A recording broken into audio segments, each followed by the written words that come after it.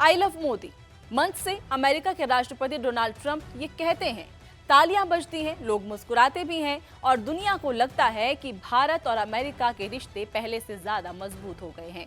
लेकिन सवाल ये है कि अगर सब कुछ इतना अच्छा है तो फिर उसी अमेरिका ने भारतीयों के लिए वीजा नियम और सख्त क्यों कर दिए हैं? रूस से तेल खरीदने पर भारत पर दबाव क्यों बढ़ रहा है?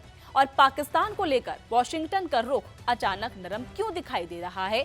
यही वजह है कि अब सवाल उठ रहा है कि क्या मार्को रूबियो का भारत दौरा सिर्फ कैमरों तक सीमित था? क्या मंच पर दोस्ती और बंद कैमरों में दबाव की राजनीति चल रही है? दरअसल अमेरिकी विदेश मंत्री मार्को रूबियो भारत दौरे पर आए। नई दिल्ली में अमेरिकी स्वतंत्रता की 250वीं वर्षगांठ के कार्यक्रम में माहौल बेहद गर्मजोशी भरा दिखाई दिया। इसी दौरान अमेरिकी राष्ट्रपति डोनाल्ड ट्रंप वर्चुअली इस कार्यक्रम से जुड़े और प्रधानमंत्री नरेंद्र मोदी की खूब तारीफ की। उन्होंने कहा, लव मोदी, मोदी महान है, भारत हम पर भरोसा कर सकता है। लेकिन इसी बयान के साथ पर्दे के पीछे की असली तस्वीर पर भी चर्चा शुरू हो गई, क्योंकि उसी समय अमेरिका में H-1B वीजा और ग्रीन कार्ड नियमों को और सख्त बनाने की तैयारी चल रही थी। यानी एक तरफ दोस्ती की बातें हैं और दूसरी तरफ ऐसी नीतियां जिनका सीधा असर भारतीय प्रोफेशनल्स और भारत की अर्थव्यवस्था पर पड़ सकता है। एक्सपर्ट्स का कहना है कि ट्रंप प्रशासन की अमेरिकी फर्स्ट नीति अब खुलकर दिखाई देने लगी है, खासकर H-1B वीजा को लेकर। अमेरिका में काम करने का सपना देखने वाले हजारों भारतीय IT प्रोफेशनल्स के लिए ये मुद्दा बड़ा है, क्योंकि अगर नियम और सख्त हुए तो भारतीयों के लिए अमेरिका में नौकरी और बसने की प्रक्रिया पहले से ज्यादा हार्ड हो सकती है। लेकिन मामला सिर्फ वीजा तक सीमित नहीं है। भारत और रूस के ऊर्जा संबंध भी अमेरिका को खटक रहे हैं।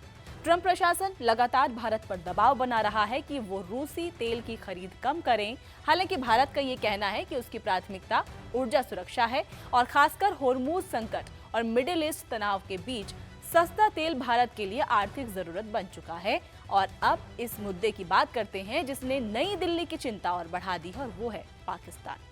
रिपोर्ट्स के मुताबिक अमेरिका हाल ही के महीनों में पाकिस्तान के साथ रिश्ते सुधारने की कोशिश कर रहा है।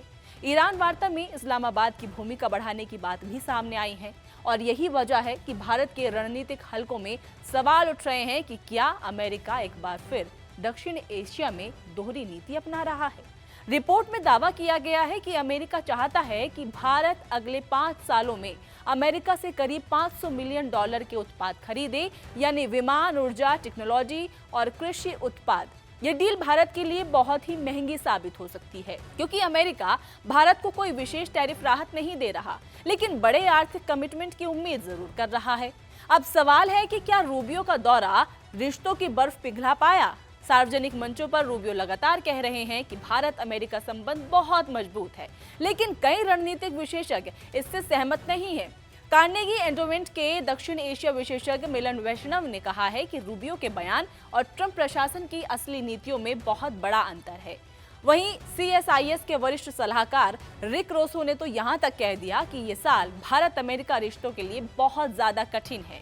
कुल मिलाकर देखा जाए तो दोस्ती की चमक जरूर दिखाई दे रही है, लेकिन जमीन पर भरोसे की परीक्षा अभी भी बाकी है, क्योंकि असली सवाल यही है कि क्या आई लव मोदी सिर्फ राजनीतिक बयान है या अमेरिका सच में भारत को बराबरी का रणनीतिक साझेदार मानने के लिए तैयार है।